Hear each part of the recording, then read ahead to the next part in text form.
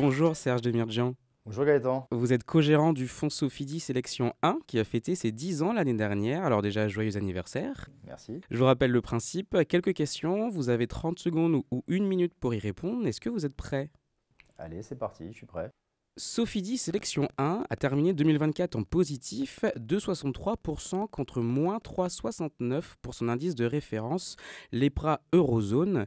Quels ont été vos moteurs de performance l'année dernière? Alors, plusieurs moteurs de performance. J'ai envie de commencer par évoquer notre exposition au data center. C'est à peu près 6% du fonds et c'est très marginal au sein de notre indice de référence. C'est une façon pour nous de jouer l'intelligence artificielle qui était le thème des marchés en 2024 de façon générale. Deuxième moteur, notre exposition à l'immobilier résidentiel secondaire. On sort des grands Vonovia, Leg Immobilienne pour aller sur des plus petites sociétés comme Grand City Properties ou Tag Immobilienne. Et on a aussi été exposé à deux sociétés espagnoles qui ont fait l'objet d'OPA à des niveaux de valorisation bien supérieurs, Lar España et Arrima. Et enfin, on a évité des mauvaises performances sur du bureau, par exemple, Colonial et ICAD, ou encore sur de la logistique, VGP, Montea ou Argan. 2,63, c'est positif, mais ça reste en dessous de la distribution des SCPI. Quelle place pour votre fonds dans l'allocation IMO des investisseurs? Alors, bon, déjà, c'est un fonds action. Donc, comme tout fonds action, on a une performance qui est supérieure à quasiment toutes les autres classes d'actifs, même toutes les autres classes d'actifs, sur très longue période. Il y a plein d'études qui documentent ça. Donc, c'est une performance qui est satisfaisante en matière de comparaison par rapport à notre indice, mais qui est effectivement insatisfaisante en matière de performance absolue. Il y a eu un gros retour en arrière en fin d'année, puisque mi-octobre, on était à plus 15 sur le fonds et plus 10 sur l'indice. Et c'est lié à l'élection de Donald Trump qui a rebattu les cartes en matière de variation de taux d'intérêt. Les taux aux États-Unis qui ont fortement monté, ce qui a eu pour conséquence de faire baisser l'immobilier en Europe. Donc le résultat de l'année finalement est assez décevant, mais il faut mettre ça en perspective avec la volatilité des marchés actions. Sur très longue période, on est gagnant, mais à court terme, il y a des phases de volatilité. Mais c'est aussi le pendant de la liquidité d'un investissement dans un OPCVM. Nous, on peut rentrer et sortir d'une foncière cotée tous les jours et on reflète cette liquidité à nos investisseurs qui peuvent rentrer et sortir de l'OPCVM tous les jours. Si on compare les 10 premières lignes de votre fonds à celles de votre indice de référence, on remarque que 8 sont communes. Comment vous vous distinguez finalement d'un simple ETF au-delà de la pondération des valeurs? On l'a évoqué sur la performance 2024, hein, on a réussi quand même à se démarquer significativement de notre indice. Et comme vous l'évoquiez, c'était le 10e anniversaire du fonds. Vous pouvez regarder aussi la performance comparée sur les 10 dernières années et on arrive à justifier notre existence. Elle est de combien justement environ sur les 10 années du fonds? Alors sur la part P, donc après frais de gestion, sur 10 ans, on est à 55% de progression, là où l'indice a fait environ 35%, donc il y a une nette surperformance sur la période.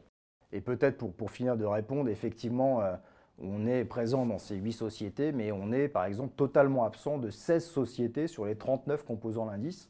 Et on a quasiment 18% de notre fonds qui est investi dans les sociétés qui ne sont pas dans l'indice de référence. Le 16 décembre dernier, vous informiez vos investisseurs de votre renoncement au label ISR suite à l'entrée en vigueur de sa 3e version, en cause notamment la restriction de l'univers d'investissement qu'elle induirait.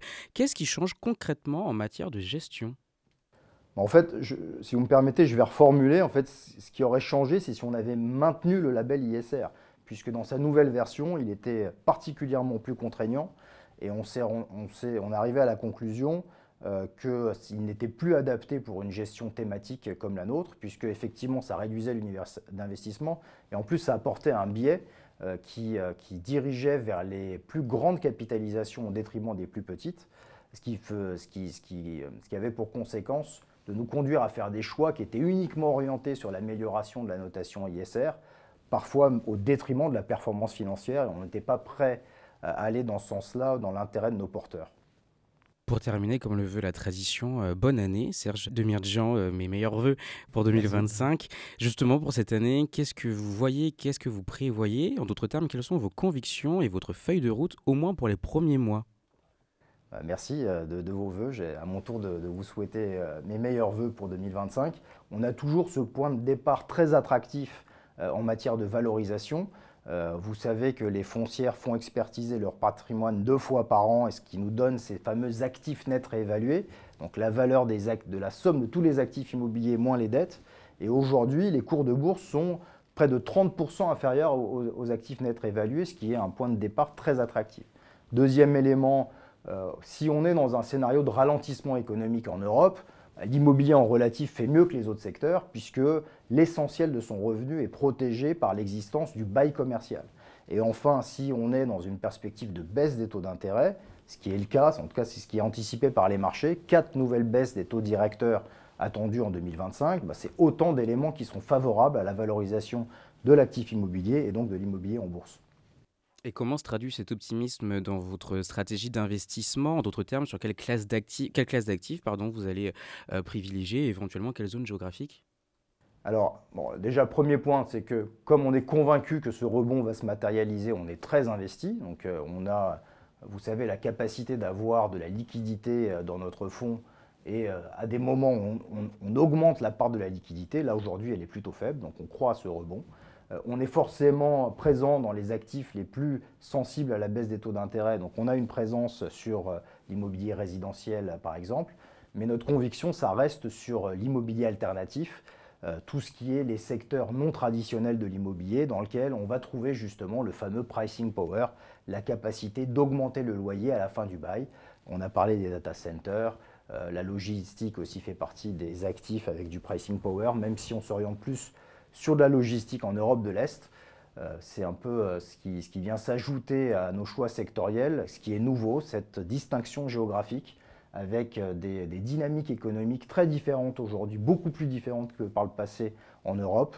Une Europe de l'Est qui reste très dynamique, donc on joue ça par rapport à cet acteur de la logistique des grands entrepôts d'Europe de l'Est qui est CTP que j'évoquais tout à l'heure, mais on est aussi convaincu par des sociétés espagnoles qui continuent d'avoir des dynamiques assez importantes. L'Allemagne aussi, ça fait partie des zones qu'on va avoir tendance à privilégier. Vous savez qu'il va y avoir de nouvelles élections en Allemagne en février 2025 et il n'est pas impossible que le nouveau gouvernement lâche la bride du déficit, ce qui va permettre à l'économie allemande de faire mieux que les autres.